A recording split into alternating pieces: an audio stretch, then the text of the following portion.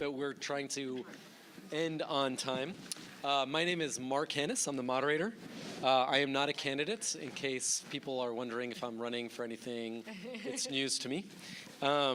So we have a rockstar panel that includes rocking in the name. These folks are doing amazing work at providing resources to specialized groups, some of which you belong to, some of which you may not yet belong to or know other people who do belong or want to get involved. So we want to make sure that this is as much time for you guys to ask the panelists questions, because that's what they're here for. That's what their main or almost main job is to make sure that folks who are doing their regular professional day work can have an opportunity to get involved in helping our democracy, advancing progressive change, fighting the resistance. So on our panel, we have, I'll go in the order from left to right. We've got Deborah Barron from New Left Accelerator. And I'm not going to go into too much details because you all have the handy book to read more in. And then we've got Brady Kriss from Ragtag. And then we've got, not Traci, sorry, Ilana, at Prolog. And we've got Kathryn from Resistance Media Collective. So great. So I'm going to ask just a few questions and then open it up all to you. So the first is that you're all engaging different professional communities in the different spaces that they're already in, but in exciting ways to get involved in this work. So that everyone knows more about what you're doing, can you explain a bit more how you do what you do? So we launched November 19th. We are professional media creators throughout the United States. It is our goal, our mission, our love to amplify the voice of the... It is our goal. Thank you. Of course, I do this for a living when I'm not doing resistance media. I'm a professional live streamer. I should know this. We are 235 professional media creatives from all over the United States. Since November, we have created almost 22 videos, so if it is digital media, we do it. So we have graphic designers, we have branding experts, we have social media experts, we have animators, we have VFX people, we have people who work on major Hollywood films and people who work on tiny stuff, but we've produced dozens and dozens of projects. Our goal being, of course, to amplify the voice of the resistance. We've worked with huge groups like Indivisible and the Sisters March and Women's March and little tiny groups. So I know we have really little time, so I'm going to say that real quick, but we're just dogged about using our skills to amplify progressive voices. I have my own. Oh. Hi, we could have a... I'm from Prolog. We started on November 9th. We have a similar, I think we probably have a lot of people on this, or I don't know if we have the same people on our list, but we also have a big list of professionals, and we specifically donate our skills to Democrats and down the ticket. So we're just trying to win as many seats as possible for Democrats. We realize that our skills are the most valuable things that we have, and so we are trying to donate them to anybody and everybody who needs it, as long as they're Democrats. That's all we care. Yeah, that's it. I'm Brady. I run an organization called Ragtag, and we are about 350-ish volunteers right now with tech skills that basically cover anything one might need in a tech company. So we've got a couple people who can do sort of HR type things, but mostly it's developers, front end, back end, strategists, architecture specialists, like people who are have very, very specific domain expertise in things like keeping servers up and no campaign, no small down ticket campaign is going to hire their own Amazon Web Services administrator but they could use 5 hours a month from somebody. So I've actually been working in this intersection of organizing and technology for about 6 years. I started out on the Obama 2012 re-election campaign in 2011, working with volunteers and interns to do tech support for all of the tools that we put out. And I sort of fell in love with that interaction of helping technologists understand what users on the ground wanted. And then also working with volunteers who had skills that they could put towards the effort, but didn't have the time or the ability to quit their jobs and move to Chicago or New York later and work on a campaign. So we're really focused on making sure that the tech folks we work with that have their own full-time jobs can keep doing those jobs and also apply those skills to causes they care about. Because just as Ilana said, like, the most valuable thing they think they have is their skills and their expertise. And for a lot of these folks, that's even more valuable than like maxing out on their donation contributions. But for so long, that's all they've been hearing from committees and parties and things like that. Like, give me a donation, not come in and set up my AWS. Like, so we're trying to find a better way to get those folks involved in, like, immediately in campaigns and nonprofits, and then also keep them engaged and involved and keep that as part of their everyday life, to be engaged in politics and to give back to their community in the way that they can best. Thank you. Hi, my name is Deborah, and I represent probably some of the boring but important parts of running an organization. I run a project called New Left Accelerator, but it's probably easier to understand what we do to kind of understand how we were formed, which is basically, I'm an attorney, but before becoming an attorney, I spent about 8 years doing kind of strategic planning and political consulting, and worked on Democratic campaigns, U.S. Senate for the party, et cetera. And then I just became a boring old attorney. And after the election, I was part of a network of a lot of women lawyers who were all at large firms. And we got together and we immediately started providing pro bono legal services to a lot of the new groups that formed immediately after the election. So we did the Women's March, we did Indivisible, and we would basically, I kind of served as the person that sat down with the organizations and kind of helped them do an assessment about their needs. You know, do you have a trademark? Are you going to go in-house with a fiscal sponsor? Are your employees in more than one state? Do you have a compliance attorney? Let's keep you out of jail. What type of legal form is your organization going to be? And so basically, originally, we started working with Indivisible, Sister District, Flippable, Swing Left, Lawyers for Good Government, kind of a series of the ones that had kind of percolated up immediately after the election. And as we were kind of sitting down helping them do kind of an organizational assessment, we discovered that a lot of these founders, it was a very unusual time, a whole bunch of organizations, popped up, came into existence at the same time. So a lot of groups were facing the same hurdles and making the same jumps at the same time. So we started producing webinars and programming that addressed, we'd survey the founders, and when they had specific needs, we started addressing those needs and putting on programming and making experts available. So what we did and what we are still doing with a lot of those organizations is kind of meeting their needs one-on-one, helping them identify them, and then matching them with the right kind of team of consultants, attorneys, experts in everything from doing a model business canvas to figuring out, how to put together a HR manual. The problem with that model is that it's not really scalable. It's very resource intensive, and it's all about kind of one-on-one relationships and development. And so the space that we're moving into now has to do with trying to better coordinate the capacity building resources available in the progressive space.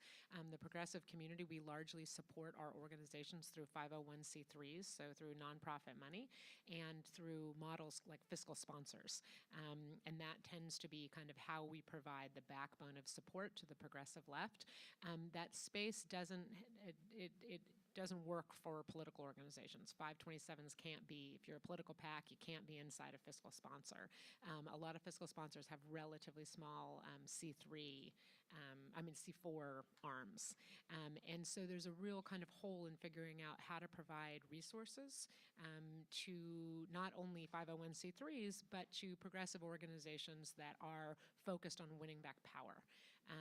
And so we are now kind of in the process of doing a survey of kind of resources available in the progressive space and figuring out kind of how to force coordination and bring a lot of kind of update the resources and make them more accessible.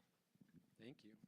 So before we go to audience, one last question, or one other question since you've only had one, is with all of your new endeavors, what are you seeing that is now possible because of the new resources, your networks, that people before weren't able to do, but for what you're doing now, there's this new opportunity to do something? Can we do reverse order? Oh, I have to, yeah, you go first. I'll go first. Just chatting away there. For us, there's a lot more possible because there is a little bit of, or there has been for several months, a little bit of a leadership vacuum in terms of technology with the national party. And, you know, Rafi's great, but he just started, basically. So there's a lot more openness to try new things and to sort of, you know, all the tech tools that everybody blames something for what happened last November, but a lot of people blame the tech tools. Some of the people who work with the tech tools are just mad at them. So they're really interested in trying something new and trying something else out and like disrupting the space, which, you know, the Silicon Valley types just get super excited about that.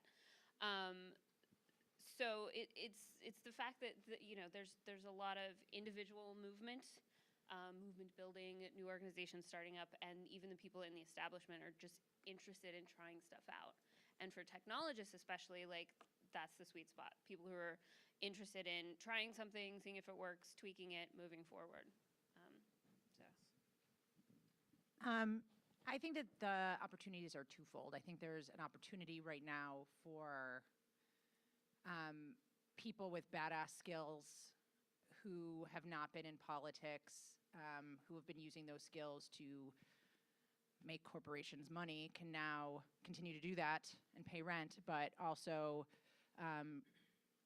pivot, to use a Silicon Valley word that I learned from Silicon Valley, to use those skills and everything that they learned in that environment to get people elected and move people and to tell stories effectively and persuasively. And I think that the alternative on the other side of the coin is that there is an opportunity for the people on this side of the political spectrum to use the best nerds in the whole country, because we're all on the same side.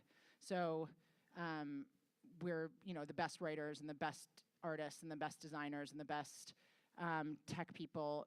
Almost, I mean, what do you think we have? Like 97% of them on our side. So there is no reason that we aren't all telling stories more effectively and more persuasively in a visual, verbal, tech way. And so I think that coming from an outside, because I'm not coming from a political background, I have all these other skills that I learned somewhere else, and I want to give them away for nothing. So we're just looking for people to take them from us.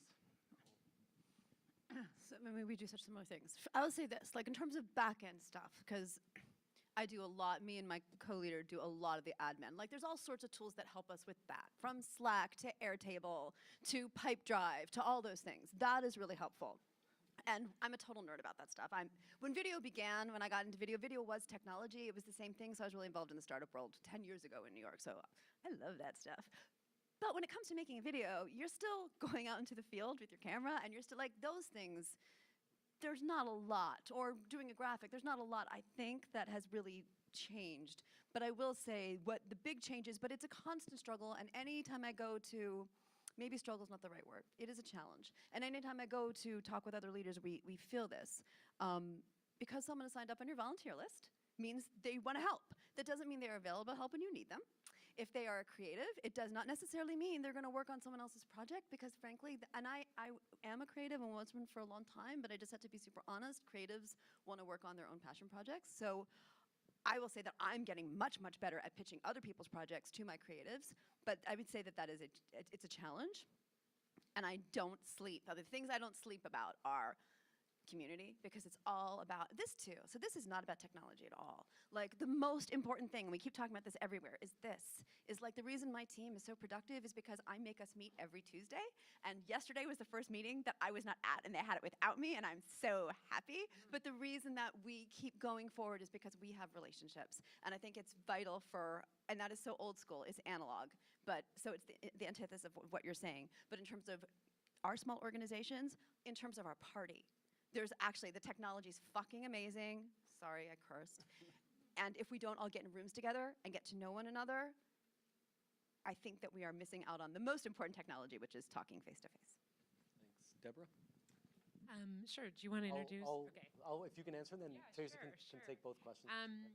You know, the stuff that I do or help organizations with, none of it is new, right? There are aspects of technology that I think a lot of resources should be available online. Mark and I were just talking about this, that you should be able to go online and pull up 5 strategic plans and pick which of the strategic plans you're going to model yourself out. There should be a model budget template that's created, and you can see 4 or 5, different ways that people have done their budget. There should be a checklist that says, if you have an advisory board and you choose to have them, approve your budget, you need to make sure your budget's done 6 months before they're just kind of these basic operational things that are so hard. And I mean, I'm a new founder myself. When I started working on what I was working on, I was a lawyer at a law firm with a word processing department and an IT department and a secretary and other lawyers that would, handle my problems for me. And when I decided to do this full time, I'm facing many of the exact same problems that the founders that I work with are. And it shouldn't be this hard. There's no reason that all of the resources that we have on the progressive left, and we do have many, we're good at training. We're good at distributed organizing. We're good at teaching people about management.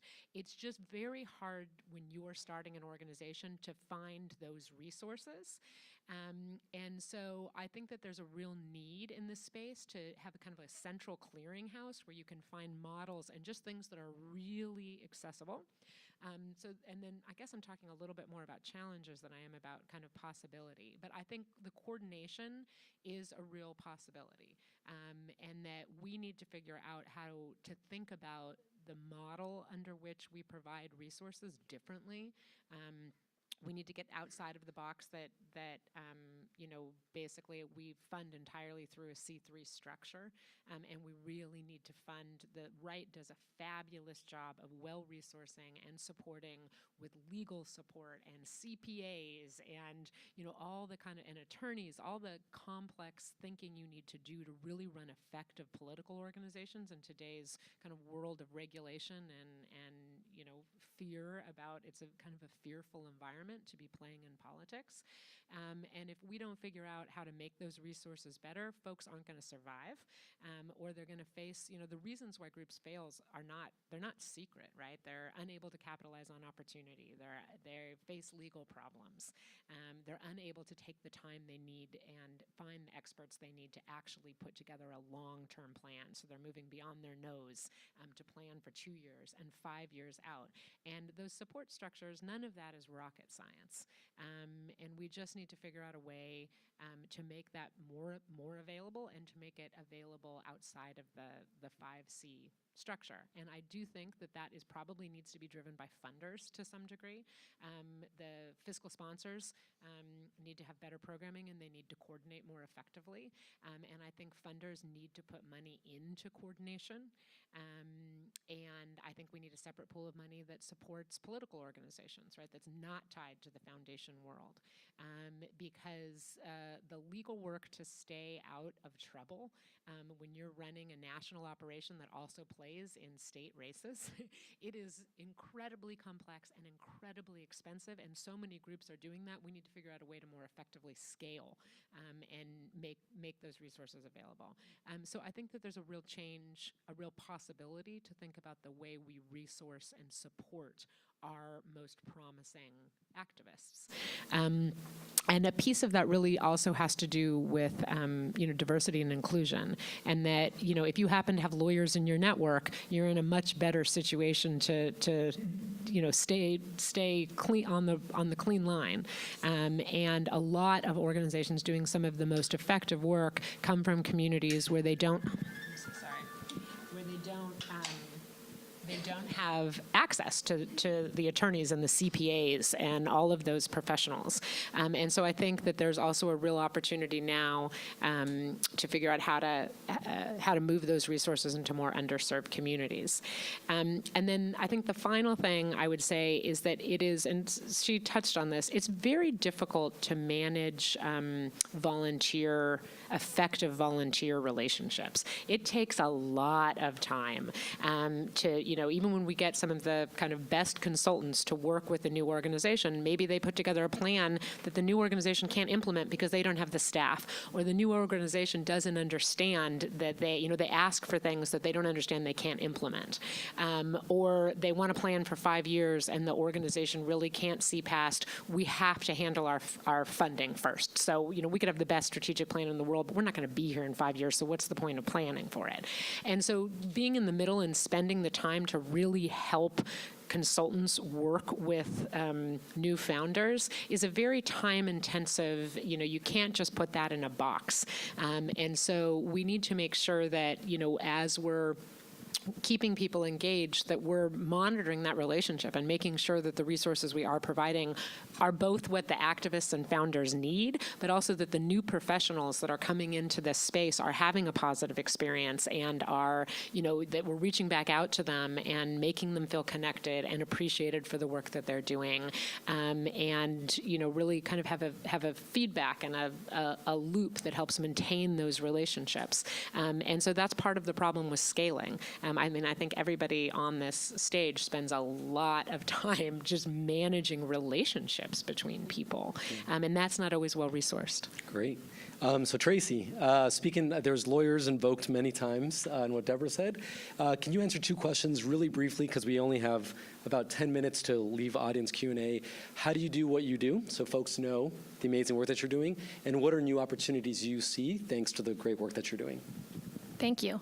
So my name is Traci Feit. I'm the founder and executive director of Lawyers for Good Government and our sister organization, the Lawyers for Good Government Foundation, which is designed to be our C3.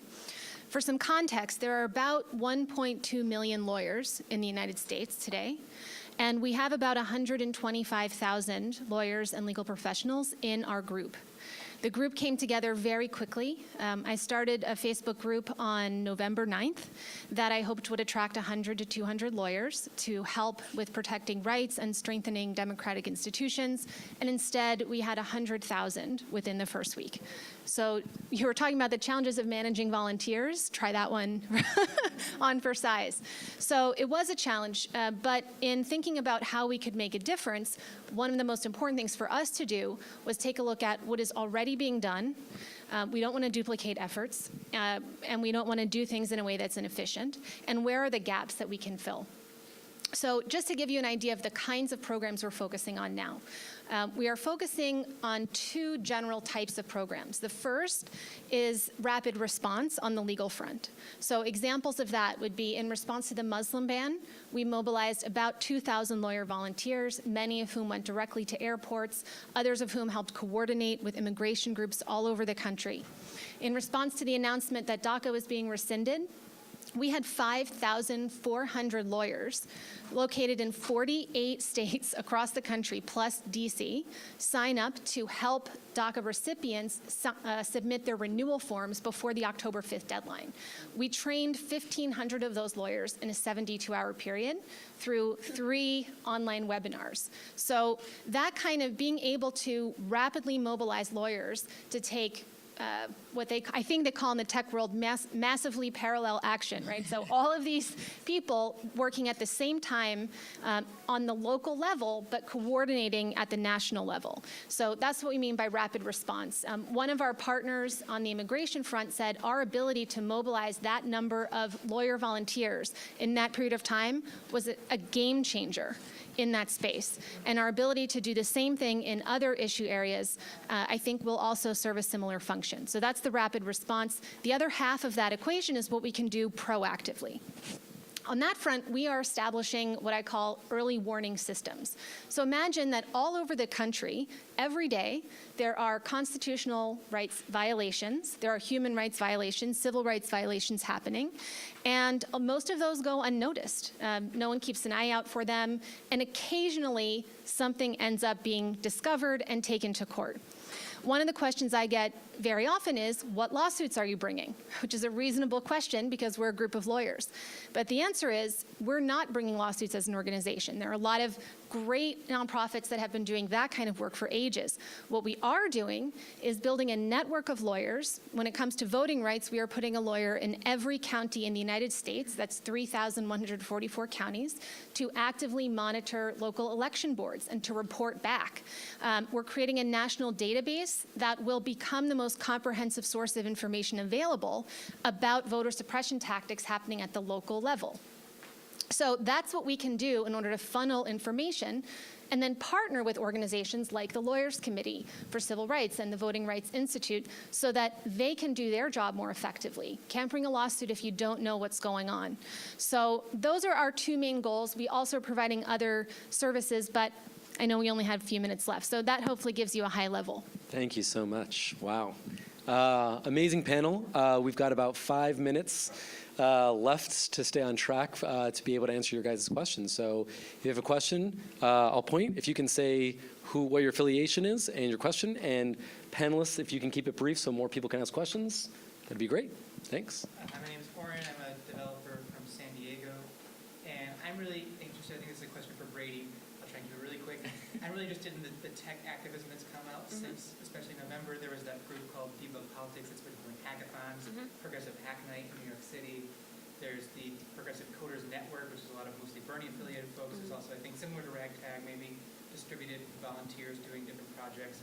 In the Bay Area, there's also two interesting projects I have seen. One is called the Techquity Collaborative, that's organizing developers to be advocates, to actually go to city councils and things like that. And another one called Tech Solidarity that hosts these things across the country. My question is, where do you see the future of this going, and specifically, how can we become a stronger and braver, but also more inclusive tech community? That's like the biggest question ever. 30 seconds or less. So I think it's really interesting to see all of these organizations cropping up right now that are specifically targeting tech folks. And a lot of the ones you just mentioned have similar aspects to them, but they're all different. Tech Equity is working on getting people that are in the tech industry involved in organizations, mostly I think in Oakland. And then Ragtag is sort of similar to what Progressive Coders Network is doing, but structurally different. They're a very free-form, flat organization, whereas Ragtag has a little bit more management. The projects are managed. There's a point person. We work with we work on projects that have been defined by outside organizations, nonprofits and candidates and things like that. I think the best thing about that whole fact is that everybody who wants to get involved can find an organization that suits them best. Some people don't want to work on a project unless there's someone managing the project. Some people don't want a manager anywhere near it. Some people, everything has to be open source. Some people just really don't care. Some people don't actually want to code in their free time. They would like to do something else for once. So the variety of opportunities is hugely helpful. The second part of your question, we should have a conversation afterwards, because that's like 10-year answer. Sorry. Great. Other questions? Yes. Afternoon. My name is Jimmy Spencer. I work with a company called Prolog. I was curious, everything that we're talking about is driven by volunteers. I've spent years working with volunteers, and I know that it's hard to help volunteers to thrive on a long-term scale. Is there a tool, or how are you measuring kind of the qualitative and quantitative experiences that your volunteers are having, so that in the long haul, this isn't just and then when you lose volunteers, oftentimes you've lost them for good, and you kind of squander the moment. I would say on our part, two ways. And one is what I was talking about initially, which is relationships, and I still fail sometimes. I could tell you there's 6 volunteers I've just fucked up with, and I just have, because I have too much work and I didn't get back to them. We are also, on the back end, we have this wireframe. We're working on a platform that I love that Donna used the word shepherd today, that we are calling shepherd.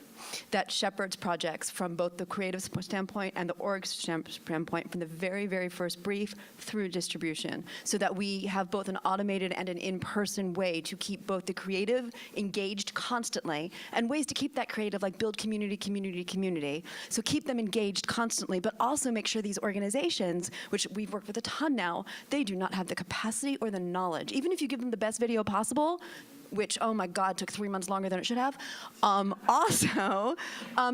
you give it to them to distribute, and oh, it's heartbreaking. It's fucking heartbreaking, because they don't have the skill set or the knowledge to make that happen as well. So that is still, it's just wireframed. We're actually finalists for some foundation grant money to maybe make that happen, but those are long shots. But so those are the two ways we're dealing with it. One is this, and one is more browser-based. So I definitely wouldn't say that we have solved this problem. It's an ongoing challenge. It definitely is. One thing that we're trying is frequent surveys. So right now, for example, we're doing a survey of hopefully our entire membership. We'll see how many actually complete it. But a big part of what we're asking is, what is important to you? How has that changed? You know, we did, within the first few weeks of starting the group, I did a survey of about 15,000 of our members. And now we're going to compare the information. We're going to see how have things changed, you know, how have your priorities shifted, how do you want to be involved, what should that look like? As I said, doesn't solve the whole problem, but at least it's giving us some sense of the experience we're having so that we can try to continue to improve it. And for me, the other piece is just constantly reminding people that we are trying to improve it. I apologize. Apologies are like 80% of my conversation on many days, because it's true. Because if I'm if I'm dealing with thousands of volunteers and there's only one, then for a lot of them, I didn't get back to them when I was supposed to. But I think that does help, is just being authentic about it and just being honest and saying we're doing everything we can, but there's only so much we can do right now. And I just want to add one more thing. I think that being in working with volunteers for 10 years, 20 years, up until November 9th was one thing. And as soon as November 9th happened, it's like there are so many people out there who, like, I know I started Prolog because otherwise I didn't know how I was going to get out of bed or like face my day. So I felt bad for other people in my life who didn't have something like this to keep them going. And I know that every time we reach out to a volunteer, I mean, not everybody. I mean, I have calls with people and then I never hear from them. And so then I, delete them from the list. I understand it's a busy world. But then I have other people who all they want to do is more and more and more and more and more of this, because it's keeping them from like sliding into the abyss of despair. So I think that we can change a little bit. I don't know for how long, because we're going to get complacent, but like we can change a little bit our thinking of the ask, because it's right now across the country, it is people's pleasure to give their time to this moment that we're having in order to feel like they're actually doing something. I think to sort of follow on that, I think we also need to be really careful to take care of the person of the volunteers and make sure that they're in a good place and make sure we don't burn them out. Because like Ragtag's had people that will come in just like full steam, in a panic, need to do everything, jump on every single project we have open. Sometimes we have to cut them off. I mean, like, you're working on 3 projects right now. I think that's enough. That's awesome that you're doing that. You're done. Yeah. Yeah. And like, I really, like, we need to, all of us in this room need to be thinking long term, not 2018, not 2020, not 2024, forever. We need to be thinking about changing the way people interact with society, the way they donate their skills to organizations and causes they care about. And we need, the best way to do that is to make sure they have a good experience doing it and they can keep coming back. Maybe they take 3 months off. Maybe they take 6 months off, a year off. They come back. Yep. We had a lot of people drop out of the organizing work I was doing after November because they're so burnt out and just they couldn't emotionally handle it. And 6 months ago, they all started coming back, and it's been awesome. And I mean, I think it's also important to build on what Brady said, to think about the fact that a lot of these organizations started by putting an idea on the internet. I mean, Traci, Swing Left, Sister District, Indivisible. They put an idea on the internet, and within days, they had hundreds and thousands of volunteers. And almost all of them have been in a fight for their survival on a daily basis. They have this amazing army of people, and their founders can't pay rent. And so when we're talking about how we are going to keep people engaged, we need to fund and support the founders of these organizations so they are well-resourced and so they can pay rent and they can hire someone to manage the relationship with their Community volunteers. managers are awesome. Yes, like a community manager, because It's an actual profession.